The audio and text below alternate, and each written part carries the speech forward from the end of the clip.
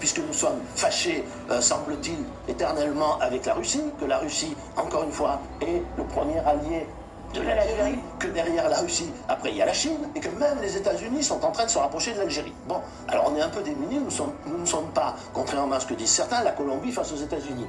Ils ne sont pas les États-Unis. Bon, voilà, donc on n'a pas de moyens. Eux, ils ont des moyens de nous faire très mal. Imaginez qu'ils ouvrent, sur la suggestion de nos amis russes, par exemple, trois grands couloirs d'immigration africaine sur leur sol, bien gardés, vous voyez, hein, puis avec des barques au bout.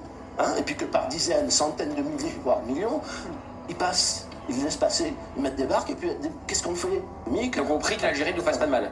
Hein, et on attend. D'accord, mais vous faites quoi? Mais non, je comprends, on fait rien. Henri Guéano a totalement raison.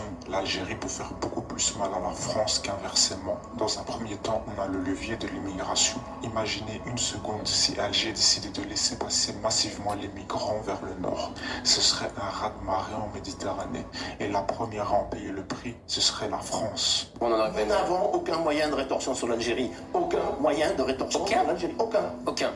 Transfert de fonds, visa, soins dans les hôpitaux français. Sur le gouvernement algérien, c'est des rétorsions sur les gens. Et vous croyez, est-ce qu'il y a une seule fois les sanctions contre les gens, contre les populations, ont fonctionné dans l'histoire des relations internationales? Est-ce que les sanctions sur l'Iran ont fonctionné? Est-ce que les sanctions sur la Russie fonctionnent? Bon, si vous voulez, voilà. Et au contraire, le gouvernement algérien, déjà, regardez ce qu'ils vous font. Voilà ce que dira le gouvernement algérien. Bon, donc, quoi? Attends, mais donc ça ne sert à rien. Il n'y a pas d'autre solution.